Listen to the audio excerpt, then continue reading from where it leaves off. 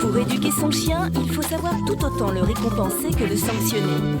C'est ce dont notre éducateur canin Nicolas Grevel-Dinger a choisi de nous parler aujourd'hui. Et comme je veux qu'elle regarde en l'air, je ne suis pas bien placé. Donc dans mon attitude, ce que je vais chercher... Commençons par la récompense. Assis, debout, couché, tout acte bien exécuté mérite une forme d'encouragement. Lorsque l'on démarre l'éducation d'un chien, on se demande souvent comment le récompenser. Le plus souvent, on va utiliser la nourriture, ce qui peut être une très bonne chose. Mais il y a d'autres méthodes qu'on va vous détailler aujourd'hui. Assis. Voilà. C'est bien. C'est incontestable, la nourriture, ça marche. Ça attire les chiens, c'est l'une des stimulations les plus faciles à obtenir. Le souci, c'est que très vite, la croquette, ils n'en veulent plus. Oui. Et je vais devenir encore plus sympathique parce que j'ai de la viande. Assis. Assis. Ça prouve bien en fait que l'éducation là, qu'on est en train d'utiliser, elle n'apprend pas au chien à vous écouter, elle apprend au chien à regarder ce que tu as dans les doigts. Et c'est pas une bonne solution. C'est pour ça qu'on va travailler ce qu'on appelle la récompense cachée. Papy. Je donne mon ordre, Papy assis. J'ai rien dans les doigts. Et de temps en temps, je vais lui donner. Après, ce que je vais faire, Papy assis.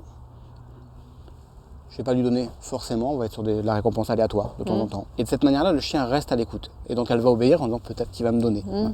Et tout doucement, en fait, je vais les espacer de manière à ce qu'il y ait de moins en moins souvent. Et à un moment, je l'enlève. Pas bouger. Pas bouger. Tess, au pied. Allez, au pied.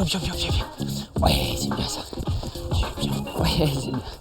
Là, dans cet exercice de rappel, la récompense, c'est le boudin, ça pourrait être la balle, le bâton, en fait, ça n'a pas beaucoup d'importance. Le seul problème du jeu, c'est que très vite, ça peut devenir une dérive, puisque là, on voit, Tess se met en excitation, elle aboie, elle saute, elle a du mal à s'arrêter. Dans ce cas-là, en fait, on va falloir remplacer ce jeu par de la caresse qui va être plus calme et donc apaiser la chienne. On va travailler sur la récompense caresse, celle que je préfère. Donc déjà, je vais vous demander de lui demander de s'asseoir et de le caresser comme ça vous vient naturellement. Vous voyez, ce que vous faites, c'est ce que tout le monde fait. Quand on caresse son chien, on a tendance tout de suite à venir caresser le haut de la tête. Caresse à hauteur, c'est pratique. Sauf que c'est une caresse qui a une valeur dominante en fait, qui la tasse. Et donc c'est une caresse que le chien n'apprécie pas plus que ça. On va plutôt utiliser une caresse poitrail. C'est une caresse qui va la détendre. Et vraiment, je suis en train de lui dire, je suis fier de toi. On voit même à sa posture de gueule, elle est bien détendue. Ouais, ma bouche, je vais bien. Assis. Donc ça, c'est parfait. Moi, j'ai tendance à préférer la caresse comme récompense parce que la main, on l'a toujours sur soi. C'est de la gourmandise. Autre question fréquemment posée à notre éducateur, comment sanctionner efficacement son chien en cas de flagrant délit? Et toi, qu'est-ce que tu fais? En cas de bêtise, frapper son chien n'est jamais la solution. La main qui caresse, c'est pas la main qui frappe. Le journal n'est pas une solution non plus, ni la badine. Une sanction qui marche très bien, c'est l'isolement. Quand on a un chien qui s'excite, l'idéal, en fait, c'est de l'isoler dans une pièce petite, dans le noir de préférence. Ça va permettre de faire retomber la pression nerveuse. Sinon, quand on prend le chien sur le fait, il existe des gestes qui permettent de canaliser le chien.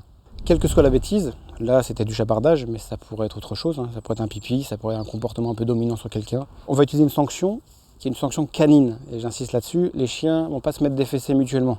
Les chiens vont se mordre, et donc nous on va reproduire des comportements de morsure avec les doigts. La sanction canine, il y en a une qui est très connue, c'est la peau du cou. C'est une sanction de maman, c'est une sanction qui est un peu infantilisante, celle qu'on va utiliser le plus pour les chiots. La vraie sanction du chien, un comportement qu'un autre chien voudrait sanctionner, il va venir le prendre au cou, prendre ses crocs serrés, et il va pousser jusqu'à ce qu'il sente que le chien cède. Et le chien va souvent aller jusqu'au sol, et là, dans un comportement très dominant, en général, le chien va venir jusque sur la nuque et le tenir ici. Ce qu'on recherche dans cette attitude, c'est le relâchement musculaire du chien, qui va nous indiquer qu'il a compris qu'il a perdu. D'accord. La sanction doit bien sûr être adaptée à chaque situation. Gamin, oh, viens ici. Car si la faute est souvent évidente pour le maître, la réprimande peut parfois être mal interprétée par le chien. T'étais où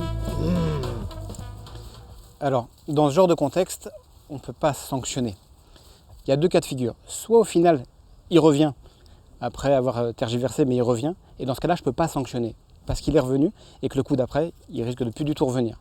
Soit dans le cas présent, on va le chercher.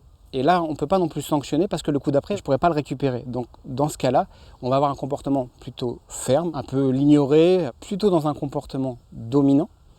Là, je parle par la posture, mais pas du tout dans le côté physique de la sanction. D'accord. Bon, j'espère que c'est la dernière fois qu'on fait ce coup-là.